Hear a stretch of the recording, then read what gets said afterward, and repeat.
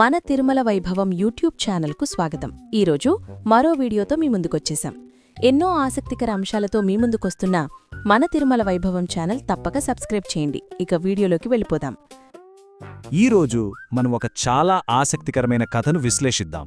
దాని పేరు మనిషి, సింహం మరి ఒక తేనెచుక్క.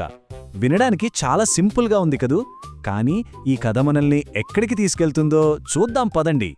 మనం సాధారణంగా ఏమీ లేనివాళ్లు కష్టాల్లో పడటం చూస్తుంటాం. కానిక్కడ కథ వేరు.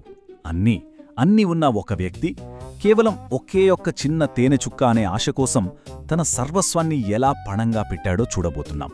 ఇది మనందర్నీ ఒక్క క్షణం ఆపి ఆలోచింపజేసే కథ అన్నమాట. సరే, ఇక మన కథలోకొస్తే మన కథానాయకుడున్నాడు.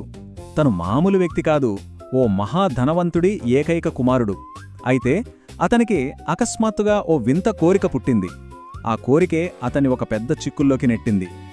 సో మన హీరోగారు తన సొంత హెలికాప్టర్లో అలా ఆకాశంలో షికారు చేస్తున్నాడన్మాట. అప్పుడు కింద చూశాడు. అబ్బా, ఏముంది ఆ అడవి, పచ్చగా తివాచీపరిచినట్టు. అంతే, మనస్సు పారేసుకున్నాడు. వెంటనే దించు కిందకి అని పైలట్కి ఆర్డర్. ఒక్క సెకండ్ కూడా ఆలోచించలేదు. అలా అడవిలో అడుగు పెట్టాడో లేదో, ఆ ఒక్క అడుగు తన జీవితాన్ని ఎలా మార్చేయబోతుందో పాపం అతనికి తెలీదు.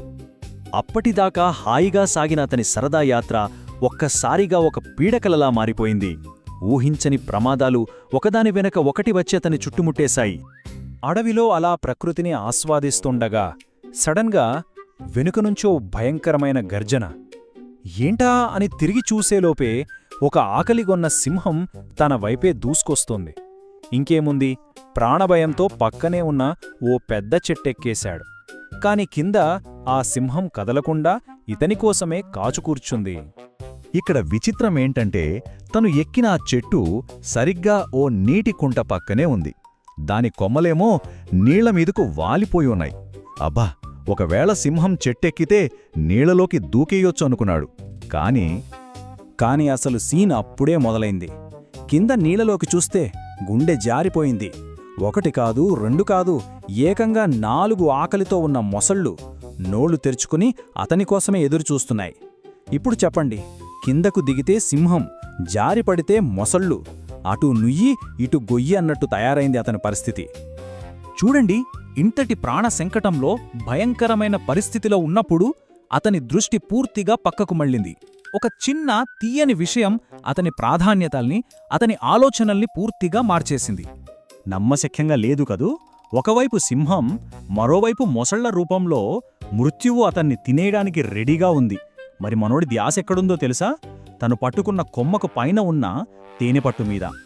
ఇంకా ఆశ్చర్యమేంటంటే, ఆ తేనెపట్టు నుంచి ప్రతి 5 నిమిషాలకొక తేనెచుక్క టప్ అని నేరుగా అతని నోట్లో పడుతోంది.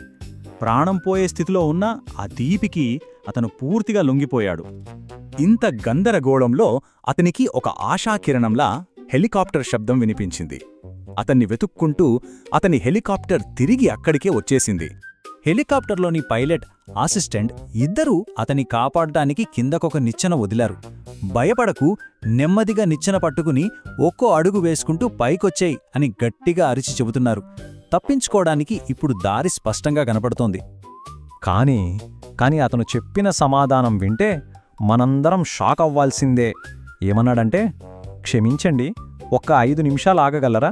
నా నోట్లో ఇంకో తేనెచుక్క పడబోతోంది, అది తీసుకొని వచ్చేస్తాను అన్నట. అరే, ఏంటయ్యా ఇది? ప్రాణాలు కాపాడదామని వస్తే ఒక అతి చిన్న తేనెచుక్క కోసం ఆగమంటాడా? ఎంత మూర్ఖత్వం! సరే, ఇప్పటిదాకా ఈ వింత కథ విని మనం ఆశ్చర్యపోయాం, బహుశా నవ్వుకుని కూడా ఉంటాం. కానీ ఈ కథ కేవలం నవ్వించడానికే చెప్పింది కాదు. దీని వెనుక ఒక చాలా లోతైన ఆధ్యాత్మిక సందేశం ఉంది. ఇప్పుడు ఆ అంతరార్థం ఏంటో ప్రశాంతంగా, ఏకాగ్రతతో విశ్లేషిద్దాం. ఈ కథలోని ప్రతిదానికి ఒక అర్థముంది. ఆ అడవి మనం జీవిస్తున్న ఈ భౌతిక ప్రపంచం, అంటే సంసారం అన్నమాట. మనల్ని తరుముతున్న సింహం, ఎవరూ తప్పించుకోలేని మృత్యువు. ఆ 4 ముసళ్ళు, ప్రతి జీవి ఎదుర్కొనే జననం, వృద్ధాప్యం, వ్యాధి, మరణం అనే 4 దశలు. ఇక మనల్ని దారిమళ్లించే ఆ తేనెచుక్క, ఈ లోకంలోని తాత్కాలిక సుఖాలు, సంతోషాలు. మరి మనల్ని కాపాడటానికొచ్చిన ఆ హెలికాప్టరు, పైలట్ ఎవరు? వాళ్లే మనకు దారి చూపే గురువులు, అంటే గురు పరంపర, ఒకరి నుండి ఒకరికి అందించే జ్ఞాన ప్రవాహం. మరి ఆ నిచ్చెనే సాక్షాత్తు శ్రీమద్భాగవతం. దానిలో ఉన్న 12 స్కంధాలు మనం ఈ సంసారమనే అడవి నుంచి బయటపడటానికి ఎక్కాల్సిన 12 మెట్లన్నమాట. భాగవతంలోని జ్ఞానాన్ని గ్రహిస్తూ ఒక్కో మెట్టెక్కుతూ మనం మన నిజమైన గమ్యాన్ని చేరొచ్చు. ఈ కథ మనకు ఒక గొప్ప సత్యాన్ని చెబుతోంది. డబ్బు, ఆస్తి ఇవి నిజమైన సంపద కాలే కాదు. ఈ ఆధ్యాత్మిక మార్గాన్ని తెలుసుకునే అవకాశం దొరకడమే నిజమైన సంపద. శ్రీమద్భాగవతం లాంటి గ్రంథాన్ని అర్థం చేసుకునే అదృష్టం పట్టడమే మనం ఎన్నో జన్మలుగా చేసుకున్న పుణ్యఫలం. చివరిగా మనల్ని మనం వేసుకోవాల్సిన ప్రశ్న ఇది: మన జీవితంలో కూడా మోక్షం వైపు నడిపించే నిచ్చెన మనకు అందుబాటులో ఉన్నప్పుడు మనం ఏ చిన్న చిన్న తాత్కాలికమైన తేనెచుక్కల కోసం ఆగిపోతున్నాం? మనల్ని దారి తప్పిస్తున్న ఆ తేనెచుక్కలేమిటి? ఒక్కసారి ఆలోచిద్దాం. చూశారు కదా, ఒక మంచి వీడియో. ఇలాంటి మరిన్ని మంచి వీడియోల కోసం మన తిరుమల వైభవం ఛానల్ తప్పక సబ్స్క్రైబ్ చేయండి. మరియు ఈ వీడియో కూడా లైక్ మరియు షేర్ చేయండి. అన్నట్టు క్రింద డిస్క్రిప్షన్లో ఉన్న మన వాట్సాప్ ఛానల్ తప్పక ఫాలో అవ్వండి. అక్కడ మరిన్ని ఆసక్తికర విషయాలు తెలుసుకోవచ్చు.